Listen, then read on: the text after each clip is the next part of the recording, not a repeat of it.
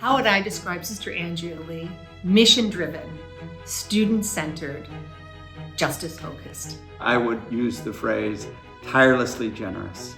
She has been tirelessly generous in her service to Catholic education, in her love for students, in her care, particularly for the lower income students, to provide for them an educational opportunity to have wider horizons for their life. Sister Andrea is a force of nature and a force for the common good. She is a vowed religious, a champion for Catholic higher education. She is a steward of intergenerational vocational joy, a boss, a mother, a grandmother, and a friend. Sister Andrea is truly a servant leader. She has a gifted heart and exquisite expertise in any number of things. I think about her creative and artistic ways that's brought so much life both to prayer and to conversation.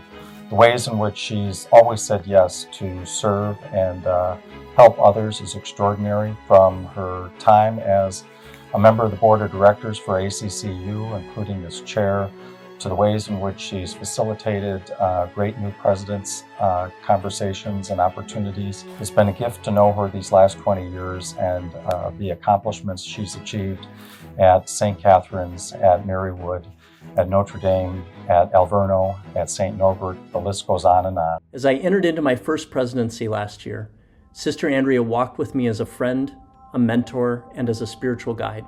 I have witnessed firsthand the many sacrifices she has made and the triumphant successes that follow from her bold, visionary strength that is rooted always in her deep faith and love of God.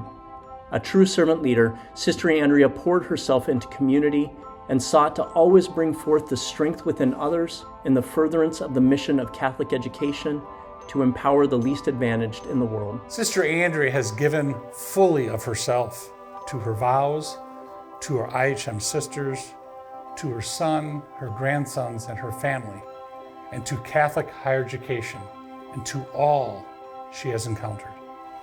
She has done so and continues to do so with grace and wisdom, with dogged determination and tireless effort, and an unshakable faith and vocational fidelity. You represent the very best of Catholic higher education, caring, generous, always attentive to the needs of young people and giving them opportunities to grow and be all that God wants them to be. You inspire us, you inspire many.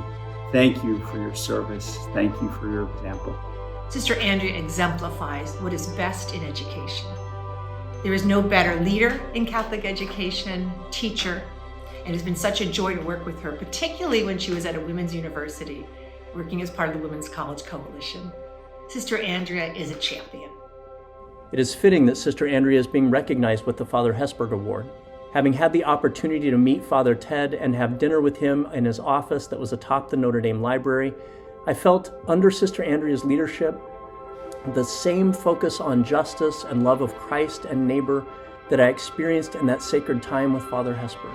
Both are leaders who have indelibly shaped Catholic higher education and inspired generations of leaders whose hearts and minds are set on meeting needs however they present themselves. And in doing so, they transform the world. Sister Andrea has been a dear friend and mentor to me and so many others. She's the kind of person you want to have in the birthing room of your first child and the person to hold your hand when you're dying. Carol and I feel blessed to know her. Like so many, we are indebted forever. When I walked into this room, or one like it, as a new president, my first thought was, what am I doing here? Like tonight, that room was filled with wise and noble folks who were leading our 200 or so Catholic colleges and universities. I was overwhelmed and scared, but before long, this incredible community of colleagues invited me into the fold, and I began to see how I might contribute to this great work. We were deep in discussion about what Ex Cordea Ecclesiae might mean in the United States. A renaissance of creative focus on mission and identity happily ensued. But as Gilda Radner loved to say, it was still always something, often big somethings. From 9/11 and struggles over academic freedom, and our loyalty to the church and the faith we love, to COVID, free speech, access, affordability, and the systematic devaluing of who we are and what we do, and of course, the precarious state of the world. Still, opportunity and invitation abounded, and we responded with stunning success in preparing our graduates to address the world's wicked problems. These days, I am focusing my energy on finding and encouraging the new leaders who will take up the presidential mantle, and on supporting staff and faculty whose quiet but amazing work makes our success as leaders possible. What joy that brings. In the name of our new generation of leaders and our often out of the limelight staff and faculty, I embrace and celebrate the one charism that we all share, the gospel of Jesus, and with humble gratitude accept this recognition named for Father Hesburgh, whose memory I revere.